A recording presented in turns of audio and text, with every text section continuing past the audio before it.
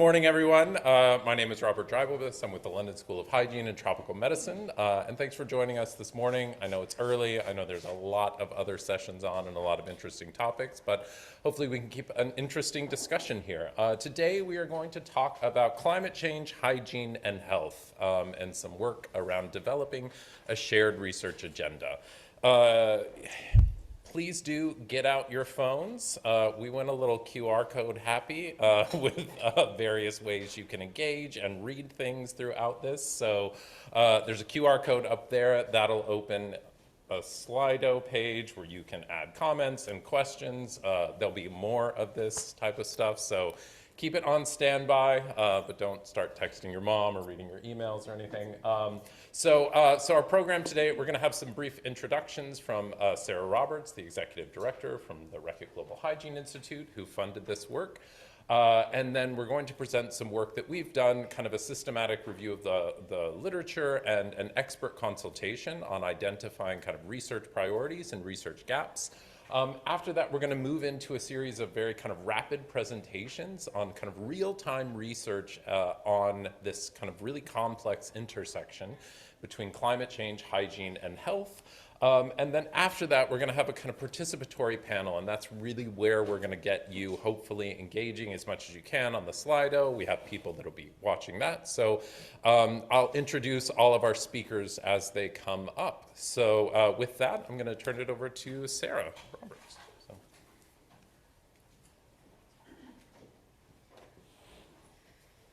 Morning, everyone, and as Robert says, thanks for joining us. It's early, I know. As Robert said, my name's Sarah Roberts, Executive Director of the Reckitt Global Hygiene Institute. I don't need to tell anyone in this room that climate change is one of the defining challenges of our time, not just for the planet, but for people's health, well-being and resilience. And its effects are becoming increasingly visible in how diseases are spread, how our food is produced, and how health systems cope with new and overlapping pressures. And yet, despite growing attention to the issue, much of what we think we know still rests on assumptions. There's not an enormous amount of data. There is an enormous amount of data, but not always clarity. There's a lot of activity, but very little synthesis, which means the results are often, results in an often fragmented picture that makes it difficult for policymakers and funders to act decisively. So as a funder of this research, RGHIS saw it as a critical moment to pause and ask, where exactly are the gaps?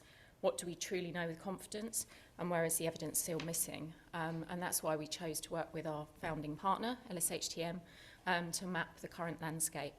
The aim was to bring together the threads of knowledge on climate and health, identify what's solid, and highlight where more focus is needed. But this wasn't just an academic exercise. The goal was to create a foundation for more coordinated strategic investment, ensuring that future research answers the questions that really matter for policy and practice, because understanding the connections between climate and health is important, but turning that understanding into action is ultimately what saves lives. So as Robert said, today's session is about shaping a shared research agenda and exploring how that agenda can evolve to guide future adaptation and action. So now it's my pleasure to hand over to the LSHTM team, so I hope you enjoy the session. Thanks. All right, so we're going to start with give a brief overview of some of the foundational work that kind of is informing our discussion here today. I don't have to really explain to many people that climate change is this very complex, amorphous thing that we all realize is going to impact just about everything we do. And this is probably one of the few places where I also don't have to explain, but I'm going to do it anyway, that hygiene is one of those things that it's very complex. It intertwines with just about everything we do. So we have this weird intersection of two giant kind of amorphous processes that we all know are very important and we all know are kind of shaping a lot of our lives, and they all intersect with health outcomes. So in this really amorphous space, what we wanted to try to do is kind of better understand, what do we know about these intersections? What do we know about these relationships? And where are the evidence and data gaps that can inform how we move forward? There's a lot of kind of challenges here that we're dealing with. So kind of what are the boundaries around some of these issues? What are the definitions? How do we even kind of put some kind of define hygiene within this space? And a lot of direct and indirect relationships that we're kind of trying to kind of make sense of here. So just to kind of level the playing field, we thought quite a bit about this, and this is not a formal taxonomy. This is just kind of where we decided to focus our efforts within hygiene, already a very kind of complicated space. And so we really focused on kind of 3 areas, and this is our nomenclature, it's not official. So really looking at kind of personal hygiene. So this is kind of what are the impacts of climate change on anything related to hygiene practices of the individual. So this includes hand washing, face washing, bathing, menstrual hygiene. We also wanted to look at domestic hygiene. So this is kind of things related to hygiene within the domestic sphere, surface hygiene, cleaning routines, waste management, pest and vectors and their intersection. And finally, food hygiene, which is kind of how we keep food clean from contamination or recontamination. So with that, this is kind of where we tried to focus our efforts. And we started with an initial kind of conceptual framework, and this was us all sitting down, drawing things on some kind of blackboards with this really complicated system of, we know climate change is out there. What are the various ways that it's going to start intersecting with kind of the world around us? How is that going to result in these cascade effects that eventually kind of result in changes in hygiene or changes in the necessity for hygiene and ultimately health impacts? Very quickly, we realized we had to start reducing this down quite a bit. I'm sorry, it came much smaller on this slide than I thought it was. There's a QR code where you can look at it, so wait. And what we really tried to do, this is our revised version that we've used, and this is kind of the framework for all of our subsequent discussion here. We really kind of based on this kind of limitations of data and trying to get some synthesis and some kind of working model that we could kind of work with here. So what we have are kind of our climate impact drivers and our climate related hazards. I'm not a climate scientist, and the text on this is also really small for me. But kind of in brief, so these kind of climate impact drivers, these are things, these kind of ongoing long-term processes, whereas we've got our climate-related hazards, which are going to be things like extreme heavy rainfall, drought events, all of those kind of bigger picture acute type of things. Related to our 3 domains of hygiene, and then finally how that relates ultimately to health outcomes. So we had 2 parallel approaches that we were working on with this. One was first kind of an evidence mapping process, so kind of looking through systematically, going through the literature, trying to identify all of these the relationships and what we know about them, and then kind of looking back at what we know, and then parallel to that, a research prioritization process where we were trying to define future research needs. So these are kind of 2 work streams that are working hand in hand and kind of informing one another. They provide these kind of complementary insights where the mapping review really provides a foundation for understanding the documented evidence, while the research agenda really is a forward-looking, where do we need to go from here? So with that, I'm going to hand it over to Sarah Bick to talk about the results of this mapping exercise of trying to understand these linkages. So, Sarah.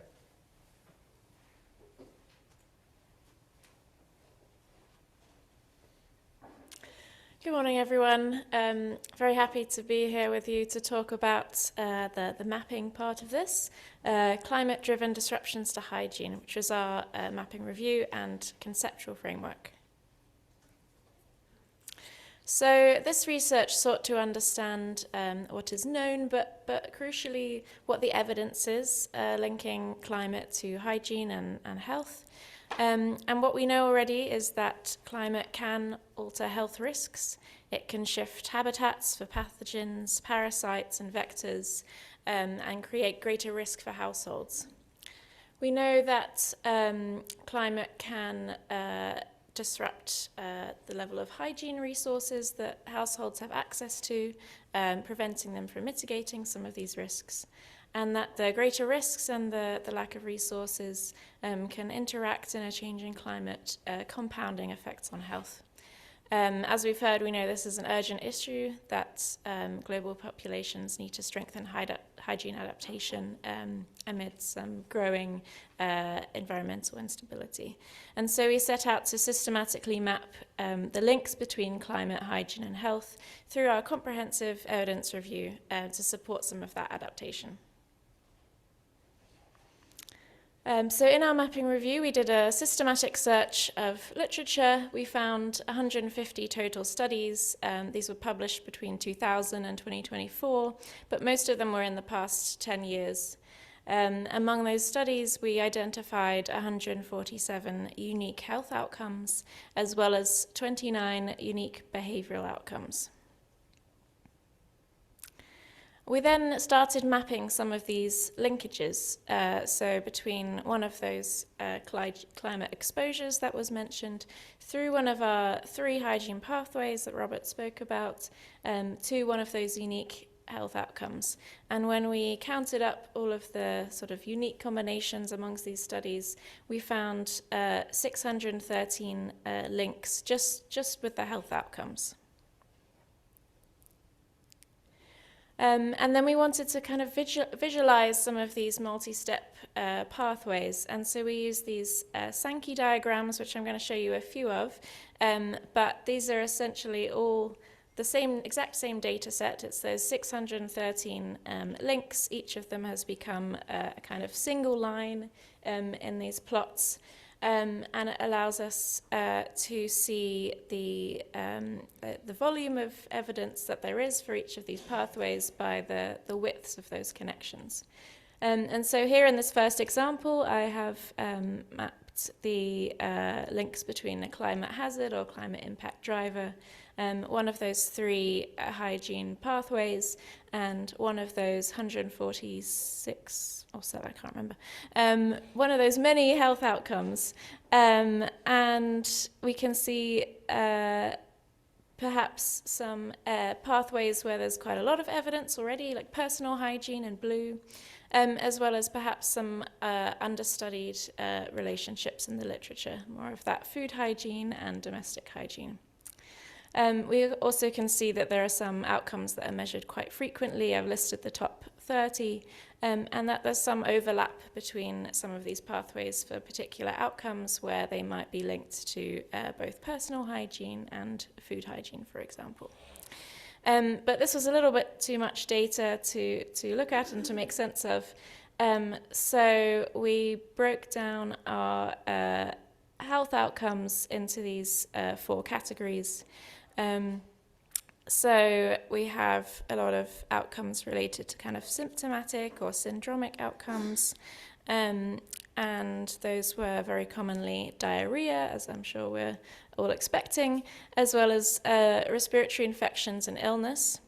We had some specific pathogens named. Cryptosporidium was quite common, Salmonella, Campylobacter. Some diseases such as cholera and dengue, and a few chemical and biological pollutants such as marine biotoxins. And then when we add kind of another layer into this diagram, these are the specific climate exposures. The text might be a little too small to read, but I'll try and talk about some of these pathways that started emerging.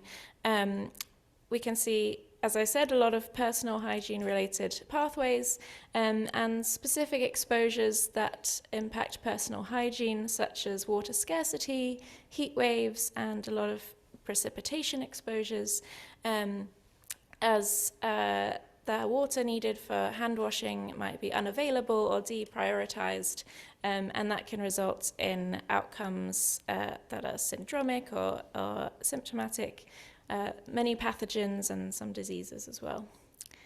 For food hygiene, we can see this sort of strong orange band coming from increased temperature. So there's a lot of evidence that increased temperature can cause proliferation of pathogens in food, and that's linked to quite a few pathogens that were named in these studies.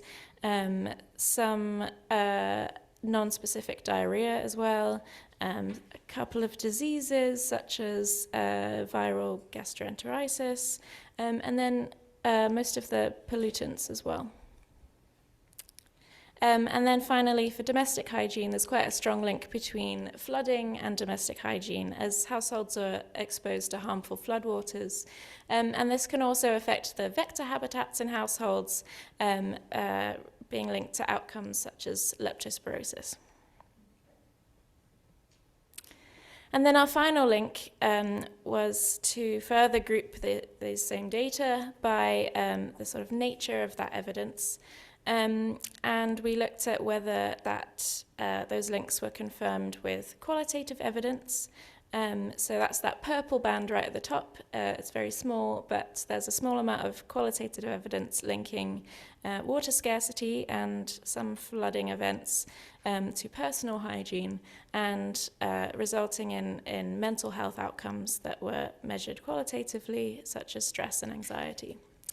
In that dark green is the kind of quantitative evidence that we have, where those links have been confirmed. And you can see a lot of that is amongst the sort of personal hygiene literature, and a good chunk of the pathogens and the syndromic outcomes as well. But we see that the majority of the data right now is theorized or hasn't been confirmed with any kind of quantitative or qualitative testing. And particularly for food hygiene and for domestic hygiene and for pollutants as well. So this work calls for expanded research on understudied pathways. Most of the evidence we see focuses on personal hygiene pathways to health outcomes. There's some quite strong documentation of infectious disease outcomes, particularly diarrhea. Although the climate impacts via food and domestic hygiene are right now mainly theorized. We need to be able to develop intervention strategies targeting some of those most vulnerable pathways. And to that end, we think that this framework could be a useful foundation for setting some of that future climate, hygiene, and health research agenda. And with that, I will hand back to Robert to talk about what that means. Thank you. So I'm going to talk now about the other half of this process, the kind of research agenda process. I should kind of fully admit I'm presenting this on the behalf of Lauren DeMello-Gayette, who couldn't be here this week. She's really kind of led on a lot of this research. So if you have questions, keep them softballs for me. We work together on this quite a bit. I won't go into the entire methodology around this, but we followed a very structured process. It's the CHINRI process, or the Child Health and Nutrition Research Initiative process, which is a very structured way of identifying research questions and seeking expert feedback. In brief, there was a systematic mapping of the literature and extracting relevant research questions from those. A series of expert consultations. I think there was around 51 key informant interviews that were done around kind of what kind of experts think are the key research priorities here.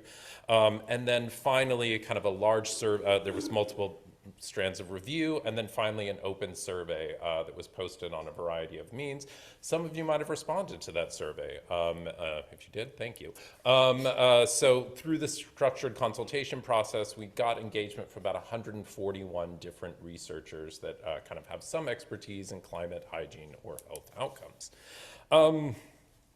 Through this, we've developed a kind of list of prioritized research questions. Here's your second QR code of the morning. Rather than trying to show you a table with all 20 of the kind of top prioritized research list, you can use this this QR code to access that. It should pull up a brief PDF document where we've kind of provided some information about each of these kind of 5 questions, or each of these 20 questions, including their rank. So this was from the kind of large survey where we had I well, not a couple hundred, a little over 100 respondents, prioritizing what they thought kind of the priority of this specific research question. We've linked those into a few categories, which I'll explain next, and then kind of what the specific question is here. So do have that. I'm not going to go through all of those, but they're available for you to review. So what did we find from this? Well, so this is kind of breaking this down into 3 categories. So descriptive research, so this is basically exactly what it sounds like. This is understanding what is the current situation, what are these relationships, and of the top 25 prioritized questions, 75% of them were basic descriptions. So really kind of an evidence gap about what is the current situation, what are the relationships between climate drive or climate hazards and specific hygiene outcomes. What's the relationships between temperatures and specific pathogen survivals? So kind of, that was kind of the biggest chunk of the most prioritized research. The second one is kind of about 20% of these top prioritized research questions were related to delivery research. So delivery research, this is how do we kind of adapt and improve our existing programs in order to address these identified needs. Only 5% of the top prioritized research questions were on kind of development research. So this meaning kind of questions related to new interventions or new things, kind of moving into away from adapting our existing programs, but what are the new programs, what are the new interventions, what are the new policies that are needed here? So clearly, with a lot of this, I do think it is important here to kind of highlight just how much of the prioritized research questions were these basic descriptive kind of analyses of kind of, yeah.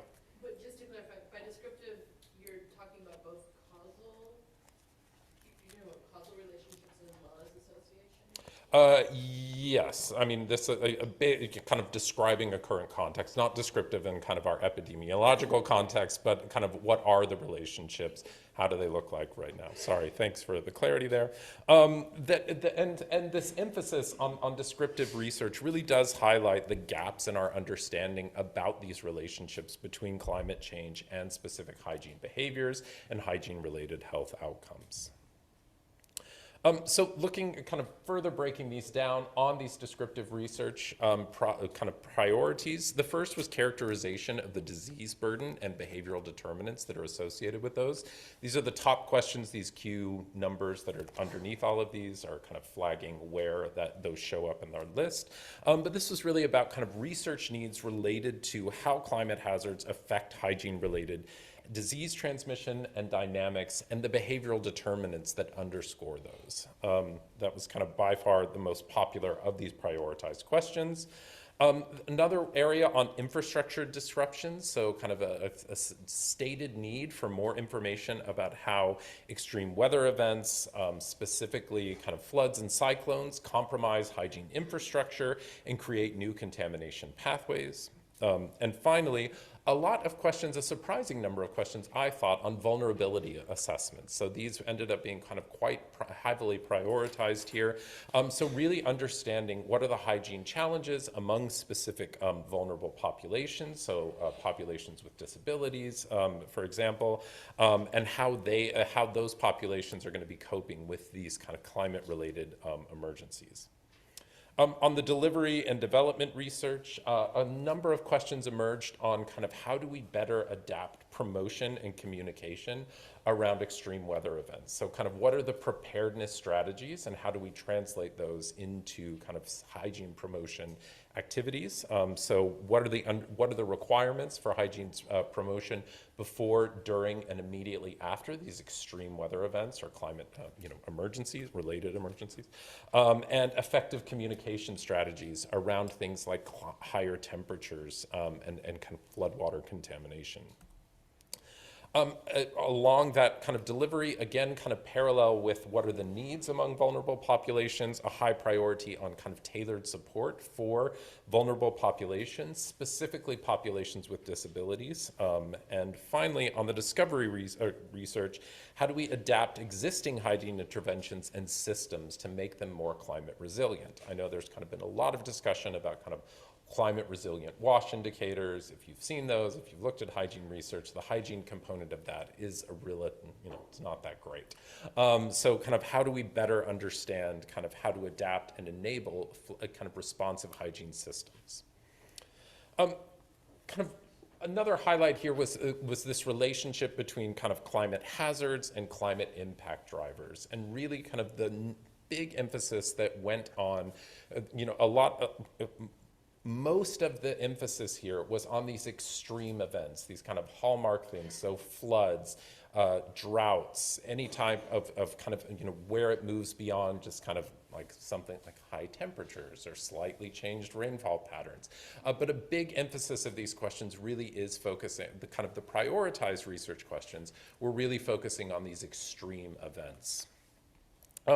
So just kind of wrap it up, and the next slide has another QR code. So, we're hoping with this, that by understanding these gaps and these priorities that are stated by experts in this field, we really wanted to kind of focus on the underrepresentation of climate, hygiene, and health in kind of these global research agendas. This is kind of, not missing from a lot of kind of the larger discussions around climate change and health, but we know hygiene is going to be pretty central to that.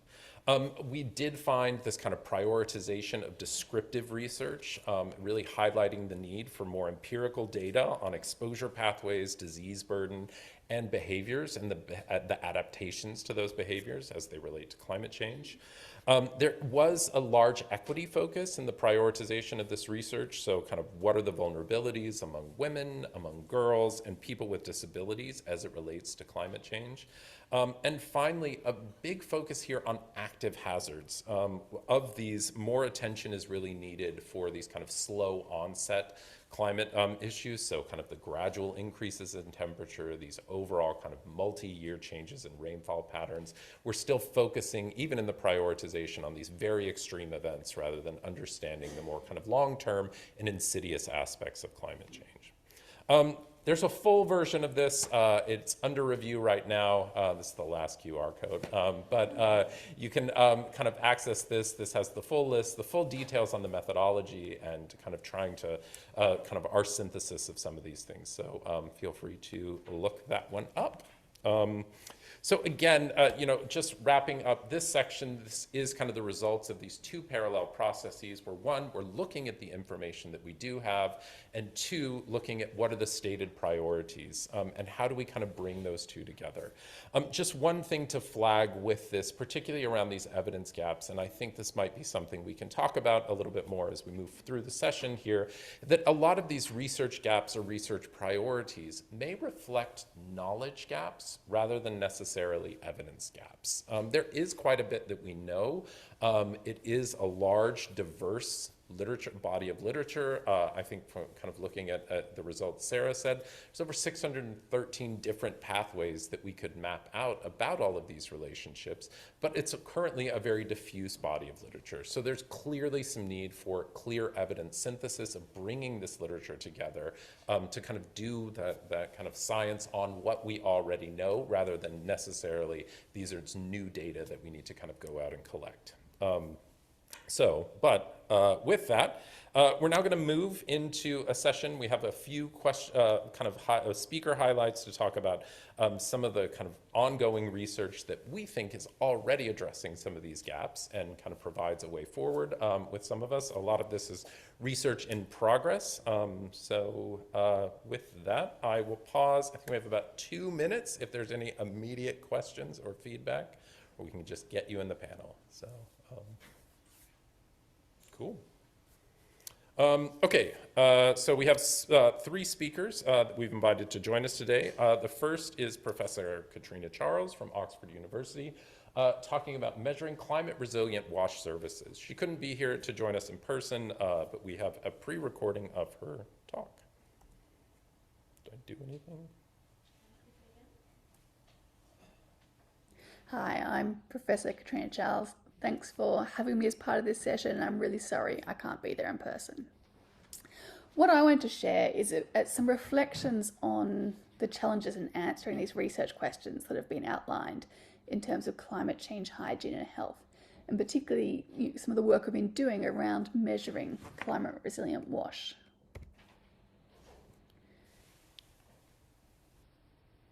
So firstly, I want to reflect a little bit on the links between hygiene and drinking water quality, because as many people will know, that's particularly my area of interest.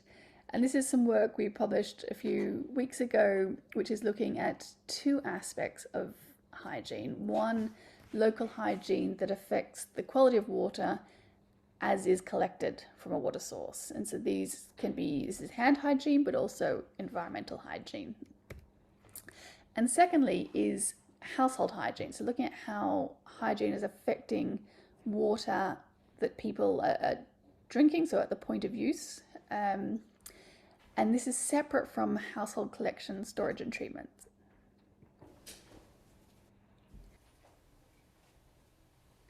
So some quick graphs just to show firstly that impact of local hygiene. So we reanalyzed 5,000 samples, paired samples from water points, where they were sampled both as what we call the point of collection, so just flush sample, and what we call point of delivery. So that is a sample where we've cleaned the tap before sampling. And what you can see is that by cleaning the tap, over 50% of the samples that were contaminated point of collection then have no E. coli present. So there's a huge impact of that, just cleaning the tap, which is often something that's left out of guidance when we're thinking about hygiene just at the household level.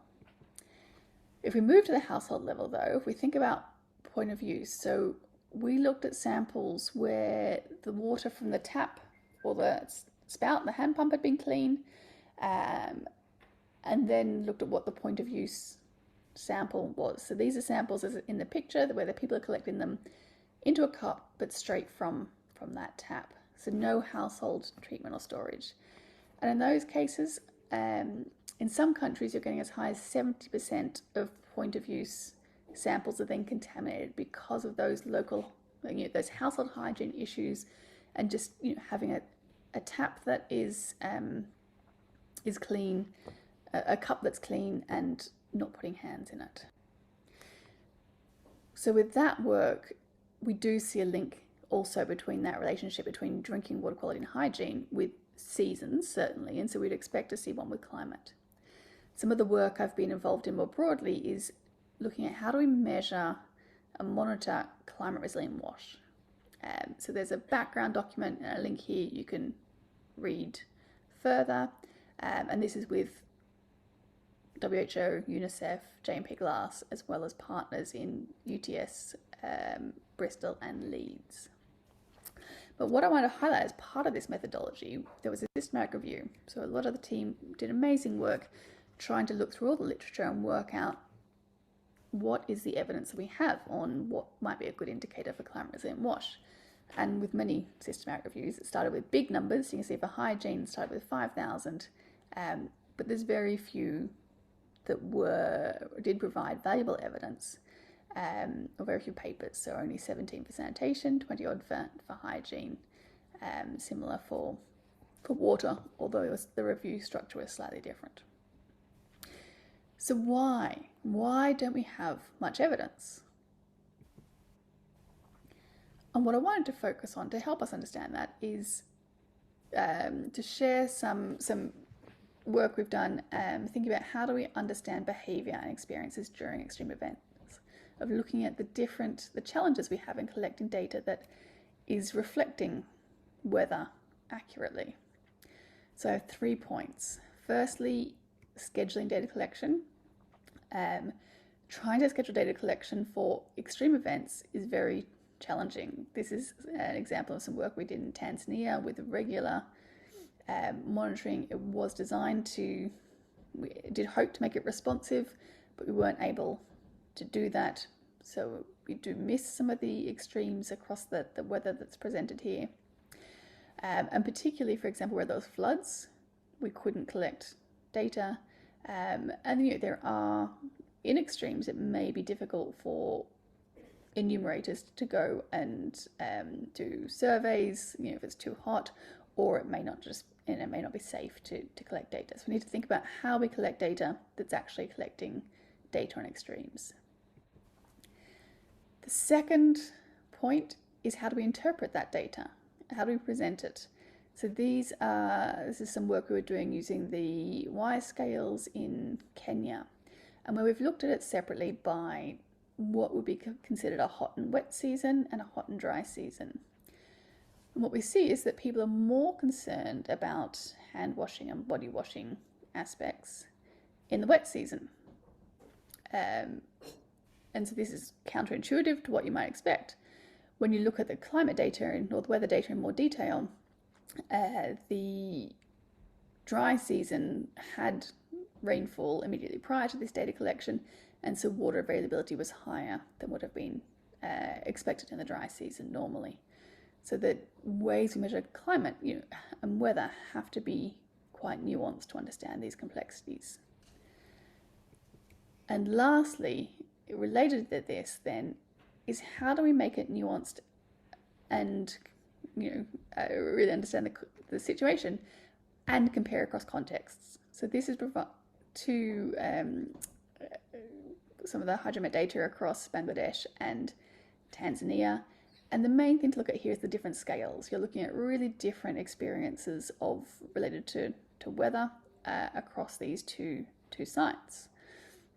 And so when we're comparing results across contexts, we have to really be careful that we're looking at the difference between what might be an absolute comparison. So yes, there'll be a temperature at which things will change for everyone.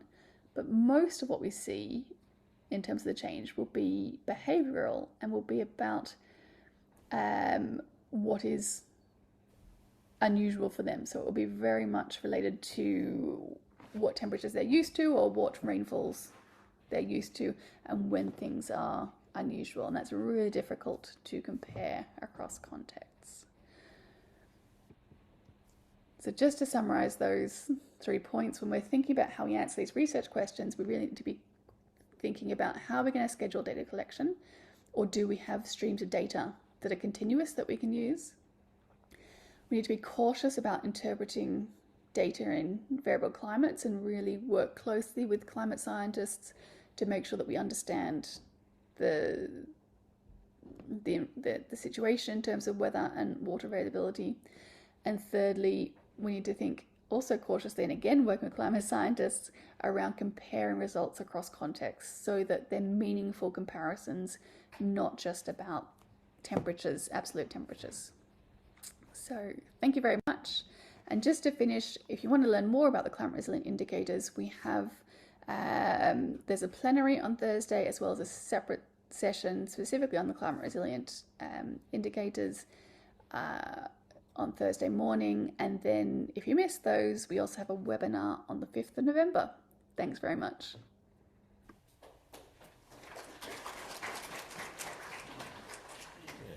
Nice plug for later in the conference. Thanks. So I know, kind of linking back to some of our research priorities, we did see quite a bit of high prioritization on understanding kind of how pathogen environments are going to change and exposure pathways change related to climate. So with that, I'm going to introduce Kelly Baker, who is the director of the Center for Climate Change and Health Equity at the University of Buffalo, who's going to talk a little bit about some of her I forget the name of it, but yeah, Kelly.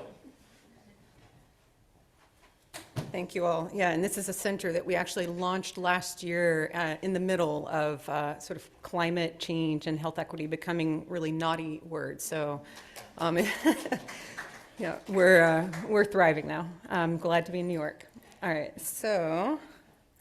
Over the last decade or so, my group, along with partners at African Population and Health Research Center, Great Lakes University of Kisumu, and the London School of Hygiene and Tropical Medicine, have been doing this series of studies trying to unpack pathogen source to environment to child or human outcomes along the F diagram. So it's been just kind of a series of studies that have included some like fecal fingerprints, which used pathogen community sequencing and PCR techniques to fingerprint contamination in the environment, and it showed that domestic animals contribute a lot more to pathogen dispersion in the environment than human sanitation in this particular community. Some of our other studies have looked at food, using the same sort of pathogen fingerprinting approaches, and examined the role of food sources like commercial milk versus household hygiene. And that similarly, it revealed that food systems in Kenya actually are doing pretty well. The milk system is relatively safe, but in the household, food hygiene conditions cause a lot of the contamination that then goes into the mouth of children. So, all of these studies were sort of piecemeal pieces to try to understand what was happening in these contexts, but we didn't really try to tackle them all simultaneously. However, this work then led to a study called PATHO, which stands for Pathogen Transmission and Health Outcome Models of Enteric Disease Study. We have a protocol paper that can be found on our webpage or online. This study was funded through a sadly now non-existent but very cool initiative between NSF, NIH, and other institutions called Evolution and Ecology of Infectious Disease, which was really meant to do these sort of high-risk, high-gain types of projects. Before I kind of dive in, the main premise of Pathome is that there are epidemiological transitions that are unfolding in real time around the world, and that rather than going back and thinking about what mechanisms, what societal changes caused enteric disease collapse in high-income countries 125, 150 years ago, we can use counterfactuals of neighborhoods ranging from low income to middle income here and now today to understand what is causing enteric disease collapse in many of the middle class thriving neighborhoods in Kenya and other countries around the world. All right, so today I'm going to focus on our preliminary evidence of a climate pathome because there's only 10 minutes, but if you are interested in, we have a lot of papers that have been published that are in press and that will be coming out in the future, and so this QR code up here will take you to our website where you can find a lot of that emerging evidence. All right, so first, to get into, before I get into the sort of data, the preliminary peek at data, I want to acknowledge that Pathome is an extraordinarily complex transdisciplinary study that no one sector of expertise could accomplish on its own. And so there are a lot of different people representing climate and spatial science, behavioral science, epidemiology, et cetera, at many different institutions that should be credited with some of the work that I'm about to show you. All right, so in brief, again, I'm going to do a flash as far as the Pathome study design so you can understand where the climate data comes from. In brief, we enrolled a spectrum of low to middle income neighborhoods in 2 cities in Kenya. Middle income for this audience could be thought of neighborhoods with high levels of water and sanitation coverage. Our timeline was 12 months in each city so that we could span a seasonal calendar. Our design included both household rolling enrollment of children under 12 months of age into a 14-day prospective short cohort study, which will make a little bit more sense here in a minute. And then we also had monthly neighborhood hygiene evaluation and pathogen fingerprinting at areas where these children that were enrolled in our study were spending their time. All right, so the kind of data that, the way that this worked is that we would enroll a child into the study, conduct a survey, which included a question about household flooding and where that flooding came from, whether it was precipitation just puddling in the household directly from the sky, whether it was neighborhood storm water making its way into the household or drain water overflow. We would collect a stool sample from that child so that we have a baseline assessment of pathogen infection before we did an exposure assessment. Then in the middle of the study, we did an exposure assessment that involved 24-hour geo-tracking of children and their domestic animals to allow us to look at where they go, where the sort of spatial exposures look like for these children, as well as co-location of children and animals to get at zoonotic potential transmission. We did structured observation, we took samples of animal poop, we collected a lot of different types of household environmental samples in addition to the public domain ones that I referenced, collected anthropometric data, and then also did a 14-day diarrhea diary. And again, the QR code for our website will remain up here in the corner in case you didn't catch it, but want to go find it. And finally, as far as sort of causal inference of our study, we collected 5 stool samples from children, including 4 after the exposure assessment, so that we could look at which of these conditions actually was associated with incidence with a new infection emerging in a child. All right, so getting into some of the climate data that we're pulling out of this data set. This is just a snapshot using Salmonella bacteria as an example. This is our environmental data that we would use to predict exposure of a child. And so we've got swabs of toys here on the left, hands in the middle, public soil. This is again where a child was observed outside their domestic quarters playing. And then in red down on the bottom is a seasonal calendar, January to December. And I've marked in red when we see rainy seasons in these cities in Kenya, right? So marked in red is when we have high precipitation months. And so what you see is we have some very distinct seasonal patterns, but they're not necessarily all the same. So for toys and hands, we see more of a peak in detection of Salmonella in the drier months, as well as for hands, right? So it might suggest that some of the drought-related associations with lower water availability and hand hygiene might be at play there. But we see the opposite with public soil, where we see very strong, very clear peaks in Salmonella in soil in the high peak rainy seasons, as well as what's called the low rain season, which is the September-October timeframe. All right. We have also looked at interactions between neighborhood SES and detection of pathogens in these environments. This is a paper that's already been published by my postdoc, Dr. Fanta Gutama. And this is just a handful of some of the other pathogenic organisms that we looked for in these neighborhoods. Very similar structure, January through December on the bottom, and the frequency of detection on the axis. Interestingly, what we found, this is data from Nairobi, what we found is that in our low-income neighborhoods, we actually didn't see super strong seasonal patterns for these pathogenic E. coli. They were just universally high throughout the year, but in our middle-income neighborhoods, we actually saw stronger seasonal fluctuations in interpathogenic E. coli and interaggregative E. coli and some of the other ones. All right, so detection of pathogens in the environment can give you some information for predicting exposure, but exposure does not necessarily equate to a health outcome. There's very little data linking exposure to pathogens to actual subsequent health outcomes in children. Since our data set has a variety of different types of health outcomes, here's one of the studies that is actually getting ready to go into submission. This is led by our partner at APHRC, Dr. Blessing Mbero, who looked at associations between the self-reported flooding of households from neighborhood spillover into households and 14-day diarrhea prevalence in infants. And we also have the same analysis using incidence, right? So diarrhea emerging after enrollment of the child, and it's almost identical. And what I want to call your attention to is that flooding, people who reported flooding from their neighborhood in the past 2 weeks had a more than 3-fold higher risk of diarrhea in the child relative to households who said they had no flooding or only rainfall puddling in the household. All right.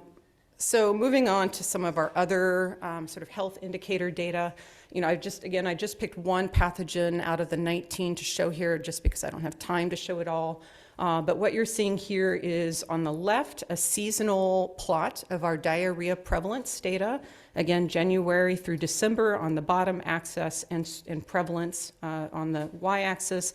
And you see this very distinct diarrhea peak in the high flood season and the high rain season. For our infants.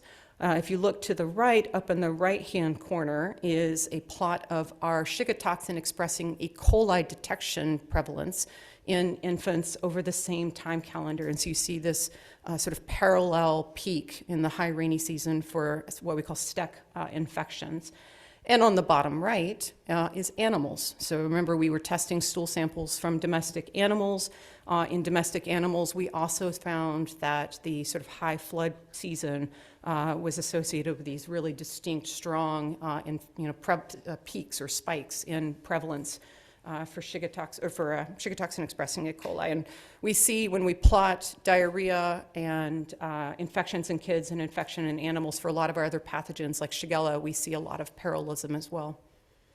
All right, so know that I need to wrap up here really quickly. So some of the takeaway points is that, just this early kind of look at our data is revealing some very strong within and across pathogen seasonal patterns that does suggest that there are some climate influences on transmission for hand and environmental contamination, for infant infections and diarrhea, and for our domestic animals.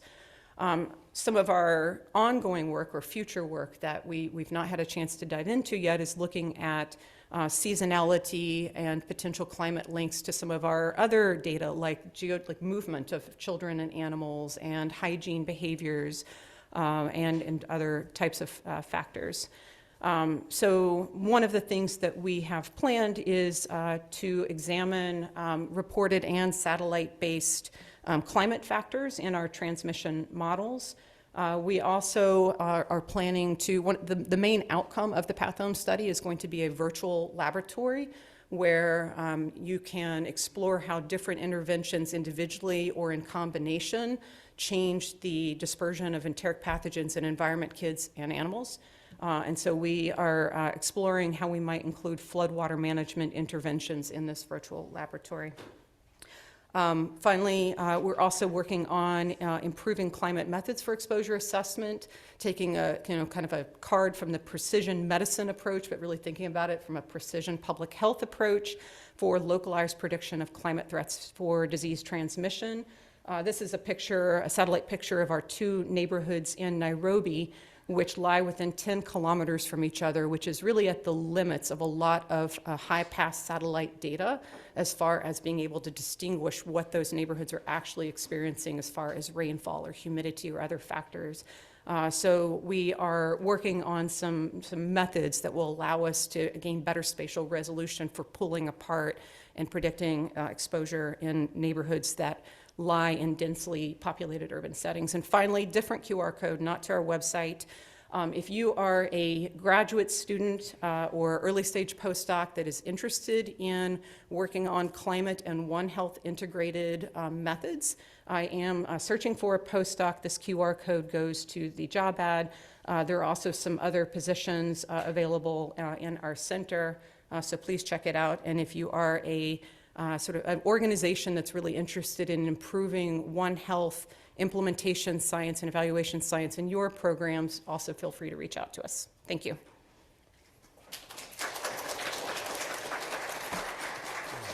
Thanks. Who needs Josh's water jobs? We've got Kelly right here.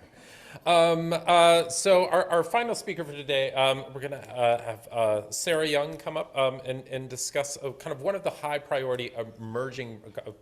prioritized research questions was really understanding how water insecurity is going to influence people's behaviors.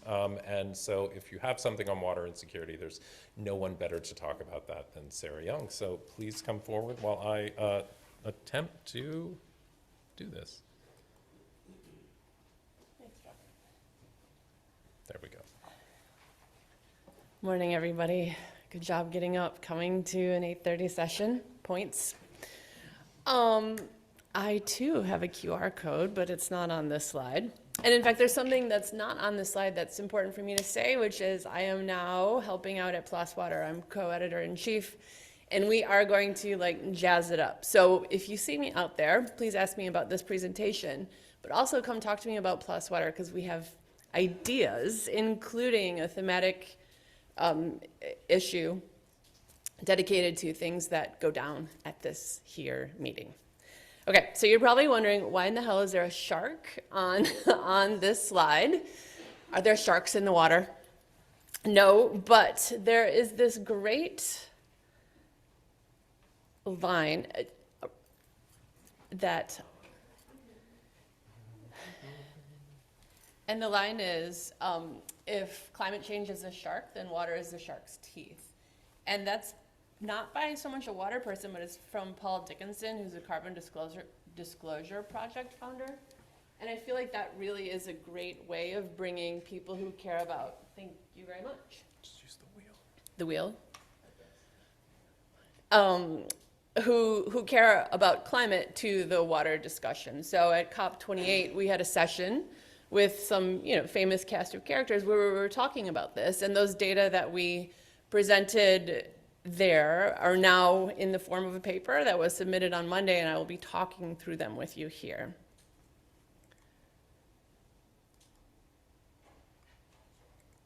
I have limited talents, and one of those limits are using this forwarder.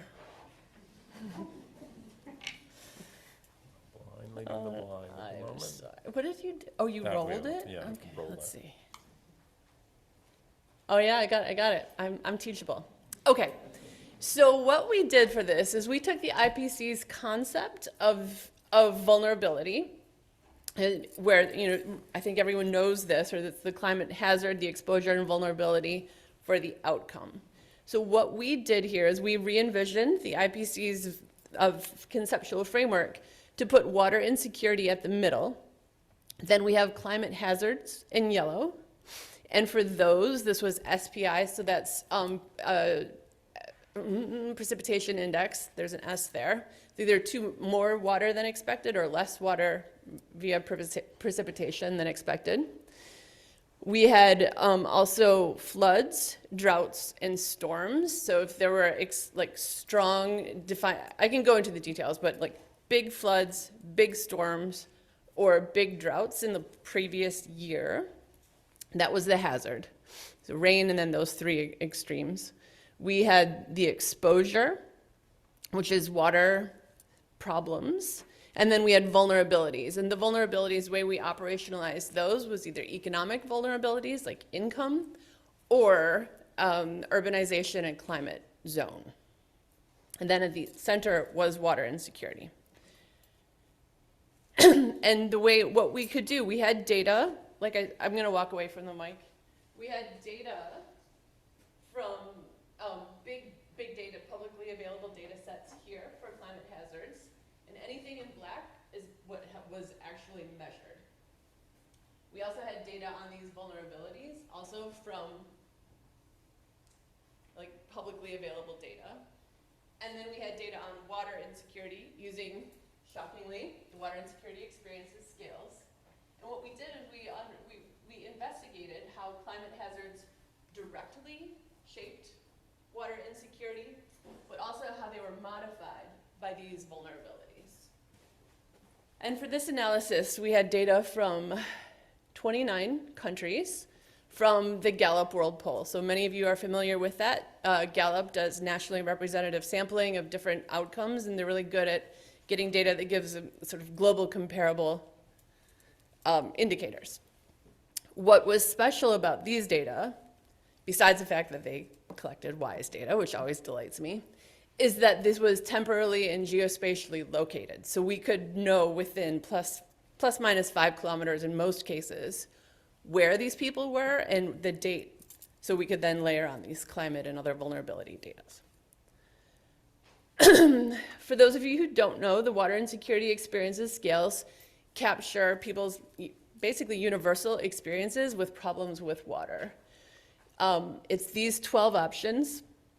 You heard about it in some of the earlier presentations, but these items have held up to be robust from Chicago to Pakistan to Kyrgyzstan.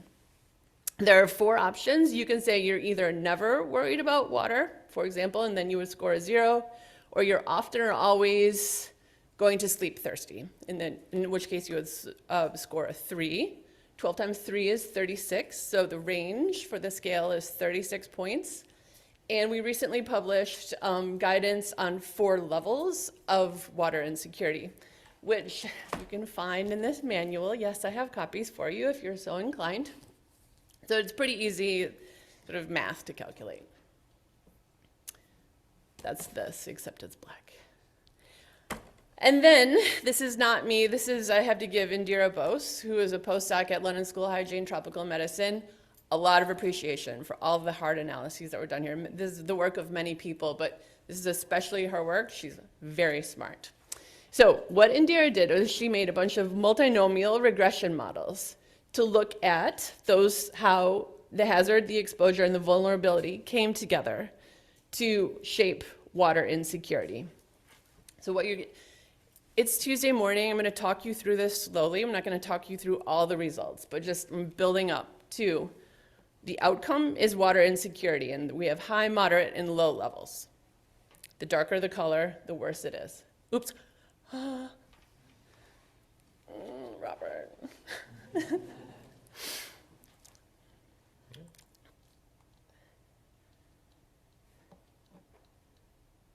Thank you for the social support. So here you have some of the most basic analysis, and this is if you are exposed to a flood, a storm, or a drought, what's your likelihood of being water insecure, so bad? So in what you can see in all of these cases, the more flooding, the more water insecure. The more storm, the more water insecure. We don't show precipitation here because it was, in the end, not significant. The same applies for these vulnerabilities. In most cases, so being a resident in an arid climate zone, you're more likely to be more water insecure than those in temperate zones. And so on and so forth for urban and rural. And wealth, the wealthier you are, the less likely you are to be water insecure. Is that clear for everyone? Good, I'm getting nods. This is good. I'll do the right way. Okay, and that's interesting and not particularly surprising. It gets a little bit more complicated when we want to put it all together. So here's the question, put your thinking caps on. How does a likelihood of experiencing moderate to severe water insecurity, so just for the purposes of clarity, we collapsed people who are moderate and severe, so it's a dichotomous relationship, moderate severe versus none to low water insecurity. How does the likelihood of experiencing moderate to severe water insecurity with 3 different climate hazards, so that's drought, floods, storms, how does that vary by, and then we have all these vulnerabilities. There are 4 of them. I'm only going to show you one of these vulnerabilities here, and that's urbanicity. Okay. So here we are. And what we see is that if you are exposed to floods and you are a rural resident, you're much more likely to be water insecure. However, that doesn't hold in urban settings. Conversely, with storms, if you are urban and exposed to storms, you have a much higher likelihood of experiencing water insecurity. That make sense? And then droughts, it was really sort of hitting our rural friends harder than our urban friends. And there are these nuances through all of the hazards, which I'm not going to talk you through, but if you do get a request to review our paper, please do so. You can see more. But what I really want to do is summarize for you like the 3 take-homes. And the first is that like place really matters. There's a lot of heterogeneity in vulnerability to water insecurity by where you live. It's complicated. I mean, if I have to spend this long to go through the model, it's not like straightforward, but it's really important because these vulnerabilities shape how we intervene.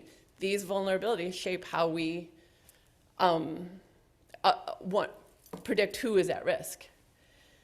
So the place matters, but also the hazards matter. So like I said, urban people were more disturbed by storms, while rural people were more disturbed by floods and droughts. So it's not just climate change or hazards are bad. It's not a one-size-fits-all. We need to think about what those hazards are. Just because we can refer to them in one term doesn't mean they're created equally. And then water insecurity is, I think I'm like doing too many metaphors here because I already have a shark, but now I'm doing a car one, which is that water insecurity, where the rubber of climate change hits the road of well-being. It's hard to see temperature. It's hard to see a little bit of humidity. It's hard to see salinity changing slowly, but you really can see water and you can feel water. And this, I think, is a way to get people to realize how serious the issues of climate change are. So I also have this is the impact report, where some of these first analyses are in it, where I know that not everyone cares about water, but what we tried to do with this impact report is to bring people who care about climate or about gender or about humanitarian settings, to bring those people into our conversations about water and WASH. So I will leave it there. I guess I don't have a QR code, dang it. Well, go visit Roberts. And thank you very much. Oh,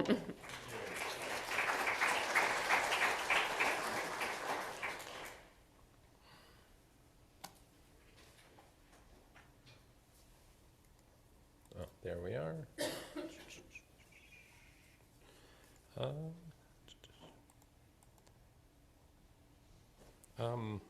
Okay, so thanks. It's really great to hear about a lot of this research that's already addressing some of these kind of stated gaps. So a sneak preview for things that'll be kind of in the literature soon. We now wanted to kind of bring up a couple of panelists and give you a chance to also kind of participate a little bit more here. So I'm going to introduce a couple of speakers, or who we've invited to participate here. Our first is Joanna Estevez Mills from the World Health Organization. So yeah, come on up. The second one is Barbara Evans, who's double booked for the morning. Oh, she's here! You're not dead to us. So come on up, Barbara. We also want to bring up Dr. Om Prasad Gautam, who's the Director of Hygiene Programs at WaterAID. And finally, Professor Kundwani Chizuizano, who is a professor at the Malawi University of Business and Applied Sciences. So we have a couple of questions for them, but this is a time for you. You can either kind of go ahead and start at the microphone, actually use your voice, or you can use the QR code here. I think this is the right QR code, if you can keep them all separate, to kind of ask some questions on whatever program that one takes you to. So first, I want to start with you, Joe, because I know kind of WHO is preparing to launch the new guidelines on hand hygiene in community settings. Quite a number of events that are going to be scheduled over the course of this week, outlining some of those. So thinking about kind of the research gaps and the ongoing research that's kind of been presented here, how do you see these kind of working together with the guidelines, with the evidence gaps that have emerged from that, and the findings from this discussion? So. Thanks, Robert. Is this working? Yeah. It is. Okay. Oh, it's really great to be here. Thanks for the opportunity. And just a quick correction on what you said, Robert. The guidelines have been launched. Oh, so I don't have a QR code, but do Google them. Hand hygiene guidelines are in community settings from WHO and UNICEF, jointly published on the 15th of October. And we'll be talking about them in 2 sessions Thursday this week. So do join us for those at 8:30. And 1:30 p.m. Sorry, that's a really bad plug. So obviously hand hygiene is one aspect of personal hygiene. So in Sarah or Robert's presentation, sort of that conceptual framework, obviously that's where that sits. And we know that there are several pathways through which climate change can affect hand hygiene. They've all been presented here, and I think they're fairly obvious, in particular around variations in precipitation, where water scarcity is an issue, it's difficult to wash your hands, but also where there are floods and wash infrastructure is overwhelmed. That also carries several challenges with it. We know that markets can be disrupted as well due to climate change hazards, affecting people's ability to access hand hygiene products. These are just a few of those pathways of impact. What we wanted to do with the guidelines was really focus on I think what Robert described as delivery questions. So the kind of the so what, and how do we adapt, and what guidance can we provide as WHO and UNICEF to support improved hand hygiene outcomes, even in situations of climate change. And so we commissioned a series of systematic reviews that were carried out by Emory University, and which you can hear a lot more about on Thursday, so I won't go into them here. We utilised the findings from the systematic reviews as the basis for the guidance that we provide, but also we were able to identify a number of evidence gaps.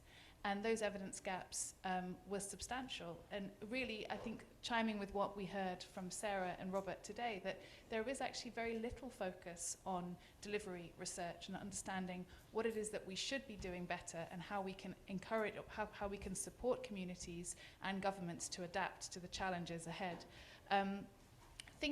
Simple things like water quality and understanding what water quality enables hand hygiene to be effective, knowing that when we have water scarce environments or when we have overwhelmed infrastructure, sometimes the water quality becomes an issue. And at what point does that impact the effectiveness of hand hygiene? But also around alternatives to soap. What are effective alternatives to soap in areas where access is an issue? These are some of the areas and the questions that we sought to answer in the guidance, in the guidelines. We also are now shifting our focus, as I think, as Robert said, looking at mapping what it is that we do know and the guidance we can provide. That's all now in the guidelines, but now moving ahead to thinking about what are those questions that really merit further investigation, that really require the academic institutions represented here today to help us with. And that's something that we're going to start that journey on Thursday by really asking you which of these research gaps that we've identified really should be focused on in the future. Before I hand over, I just wanted to say one last thing, which is, as WHO, we have this responsibility to provide guidance even where the research and the evidence is scant. And I think that's a real challenge. With these guidelines, you might listen and think, well, hand hygiene is such a basic thing. Why did we need guidelines in the first place? Well, actually, when we carried out a scoping review 4 years ago, we were able to uncover a huge number of gaps in global guidance to support governments and communities, but also a huge discordance in existing guidance. And what we've had to do is really plug those gaps and resolve those areas of discordance with the best available evidence, but also relying on what it is that we know. So again, that gap between what we know and what the evidence base is, I think, has been quite important for us. And I'll just stop there. Thank you. Okay, great, thanks. Kanwani, I want to jump to you next. I think there's various microphones around. So kind of one of the kind of key priorities, research questions that did emerge from this was looking at what is the relationship between climate change and infrastructure disruptions. And I know from some of the work that we've done together, the evidence on that tends to be relatively kind of limited. So what can you talk about that, kind of what we know about that and what the experiences are specifically? Kind of, I know Malawi in particular is a very climate vulnerable kind of geography. So thanks very much for the opportunity. I should say that I think we have observed quite a lot during the periods of extreme weather events, more especially if we're talking of Malawi, where we are experiencing frequent cyclones during the rainy season. You would see that a community can be declared ODF, maybe using CLTS as an approach, but whenever there's a cyclone, there's a high chance that the community will lose, or all the toilet facilities will collapse, okay? So what is important is for these particular communities to recover or to rebuild the toilets. It takes long. I think that's one thing that we have learned. But also, whenever there's a specific program trying to promote communities to rebuild the toilets, the focus is on the toilets, but not really on hygiene facilities. So that leaves hygiene facilities behind. And also during climate crisis, I think there isn't much information about what practices are happening during this climate crisis. Are there any coping mechanisms in place? And what are the barriers to sustain the recommended hygiene practices during the period of climate crisis? I think those gaps are still existing from my experience. Thanks. And then, I'm going to ask Barbara a question, but after that, if there are questions from there, feel free to raise your hand or come to the microphone or use the online version here. So Barbara, I know you've done quite a bit of research on the intersection between climate change and sanitation, and have been kind of one of the kind of key voices in that kind of broader conversation. What are the experiences from that you think we could apply to this broad, kind of this attempt to better understand and kind of create a roadmap around climate change, hygiene, and health? Thanks very much. I mean, I'm partly going to just echo the same message. I mean, first of all, in the sanitation space, we have the same paucity of evidence. I think in sanitation we have an additional problem, which is that there are some very simple assumptions that are made. So one of the things that happens in sanitation is that the infrastructure is like a black hole. It attracts a lot of attention. So we see a lot of people will make quite strong claims about the effects of climate on particular types of infrastructure, or the ways in which you can make particular types of infrastructure resilient to weather effects, let's call them weather effects, often with very limited evidence, has to be said. And that implementation evidence is really tricky. I mean, partly because when there is an extreme weather event, research is not the priority. You know, coping is the priority, so data collection tends to go out of the window. So I think that's a sort of mirroring message that I think we really need to understand better what types of technical interventions do well under extreme weather. I think the second thing to say, though, is that attention to infrastructure tends to mean we don't pay much attention or enough attention to some of the other enabling structures. So in sanitation, for example, if you want your communities to recover, one of the things people need to recover and rebuild latrines is material.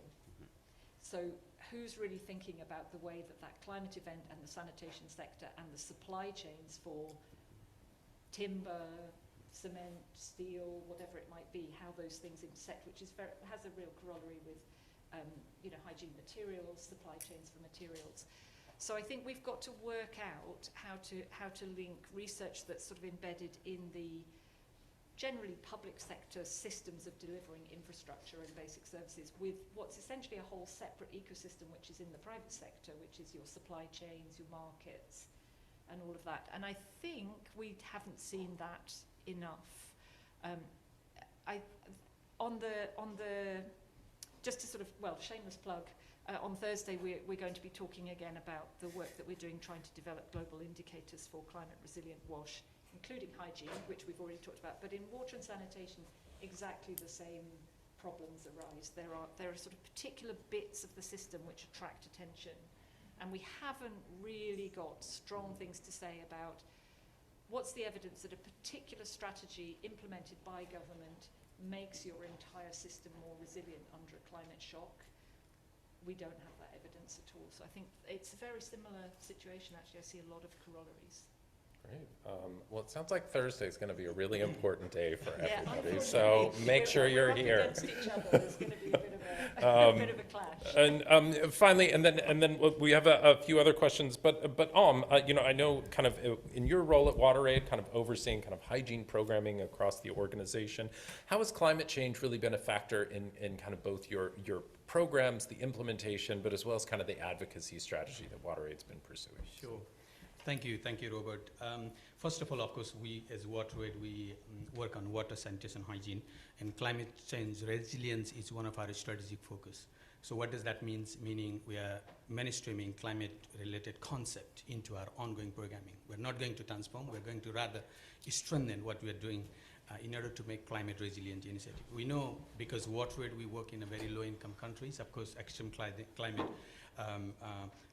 weather pattern, whether this is drought or heavy rainfall or flood, is actually impacting lots of our work in terms of availability of water, water contamination.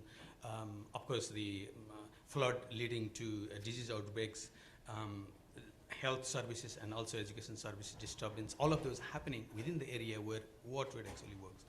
Without mainstreaming climate change, the service will not be sustained.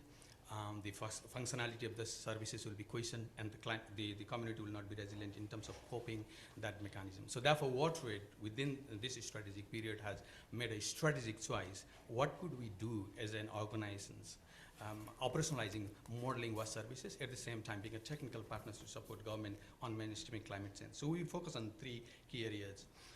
Robert, if I need to kind of concise this. One, we model climate resilient water services, how we actually operationalize that. I think some of those were actually featured in your earlier presentation as well. In order to model those climate resilient water services, first of all, we do a contextual risk assessment at the beginning, because for any of our hygiene program work, we do formative research. So we have built in the vulnerability assessment, the contextual risk assessment hazard vulnerability assessment and also feasibility for different technological solutions, part of the preliminary assessment and formative research. Then we go through a curative process in order to design and understand the technological solutions that are more resilient in the particular context. And then majority of the time, what we have learned, if we are working in a very much climate vulnerable area, your infrastructure acts as a precondition for behavior, whether this is water supply system or sanitation system. And then looking multiple, very diverse source of options is quite vital. For example, people might think that, oh, rainwater harvesting is one of the climate resilient technological solution for water. Is it enough? It's not enough, because rainwater harvesting, how long is it going to last if you are installing in any school? So you need to be looking for very diverse source. You might be thinking about installing water treatment options. You might be thinking connecting with municipal authority. How do you actually diversify those technological solutions? That is one. On sanitation, as Barbara was also pointing out, it's not about rising a platform of sanitation. It's going to resolve the climate-related aspects. It's all about how do you find an alternative solution? How do you make your the sanitation facility climate resilient? So we actually tested those technological solutions in our recent work funded by JICA. Robert, I think we were also sharing one of the platform in part of the World Water Week. And what we have observed, particularly then that's for water and sanitation. For hygiene, we as WaterAID, we have already been promoting multiple behaviors, whether this is food hygiene or hand hygiene, in order to block the multiple disease transmission route. And within the area where we operate, in partnership with the government, we actually try to design a behavior change campaign that are more resilient to the climate. But then we, if vulnerability assessment so that the specific geographic locations is prone to flood, we actually do those interventions before the flood season, during the flood season, and post-season, so that actually people find the right coping mechanisms, whether this is the availability of the product or this is a supply chain aspects, they are literally aware. The second part of the question was, how do we actually position ourselves on advocacy? Of course, we as a charity, civil society organizations, we do focus on our advocacy work at global level, at national level. We work with the national government on developing more standards and policy. For example, we have supported the SEDEC Secretariat to develop a hygiene strategy for 16 member states. So how we contribute actually bringing climate-related aspects while supporting them to write the strategy.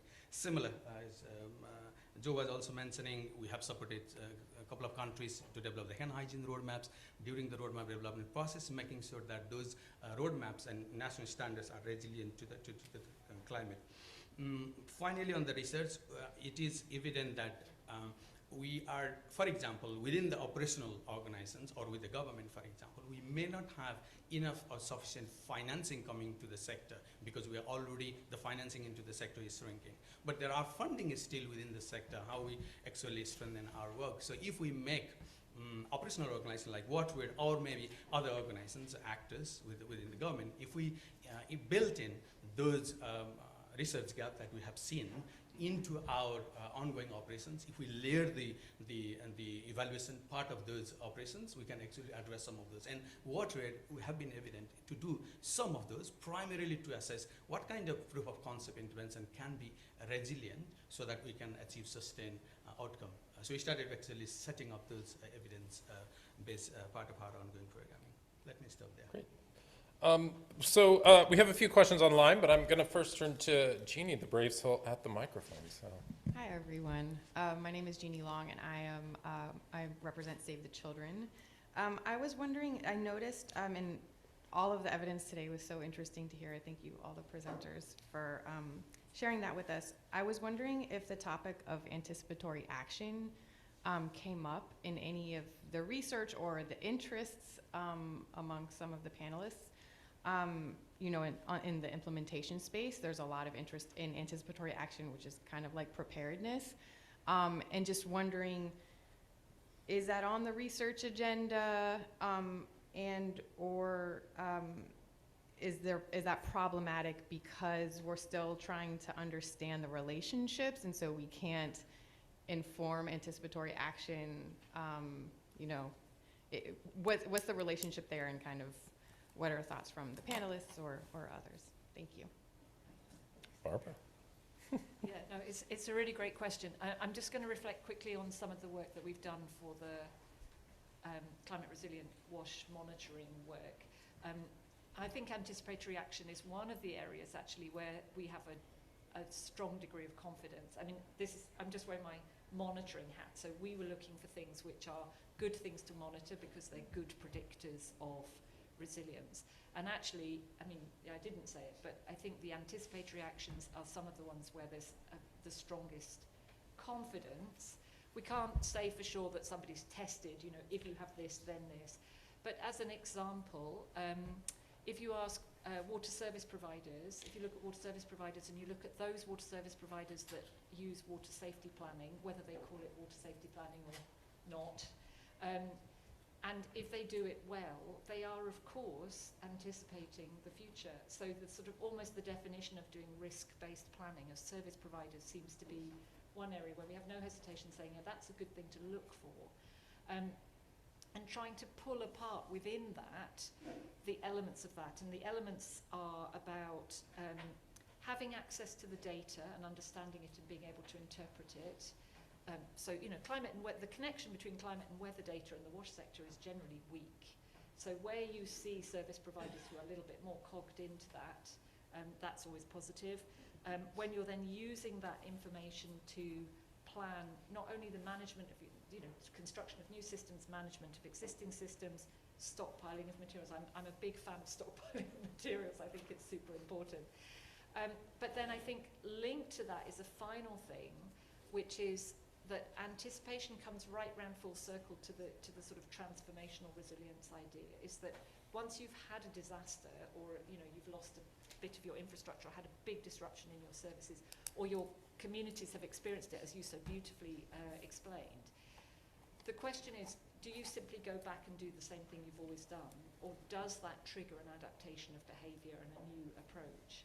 And we've started, I think, in the kind of space where service providers operate, I think it's relatively easy to look for things that are good for anticipatory action. The bit of the puzzle that I think is much more difficult is, what do we say about communities and individuals taking anticipatory action? And there I think there's a much bigger risk that it becomes a little bit more like tick boxy, or, you know, sort of generalized, oh, people should be prepared, people should stockpile materials, there's a lot of should.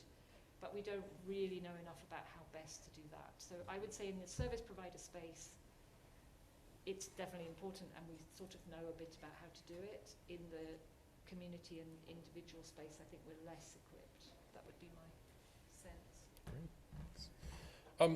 Before we close, I want to go to just kind of one final question that came in from our online platform. And I want to kind of leave it open to the panel. And I also want to bring in Sarah on this one, just because I think it speaks well to some of the work that's been done there. We know climate change is going to impact all of us. It's not really kind of honoring low and high income borders.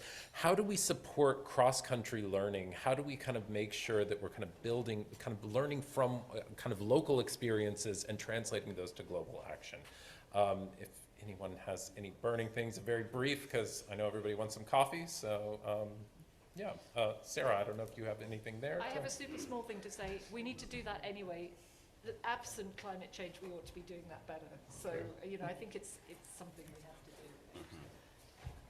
And between you and coffee, I will say that I think definitions of what is the thing that we're trying to measure and what it isn't. Like, if you can get everyone to agree on the thing it is that you're measuring, and then make the measurement simple and easily analyzable. Like, we need to speak more straightforward, in a more straightforward manner, straightforwardly, because there's too much other stuff to do than to spend all of our time measuring and thinking. So clear definitions and clear measurement. All right, well, thank you everyone for joining. Sounds like we'll hopefully see everybody on Thursday, where, or as you get to choose between everyone. A big thanks to our presenters. Sorry, I'm just flipping back quite quickly. Please do, sorry, I went too far back.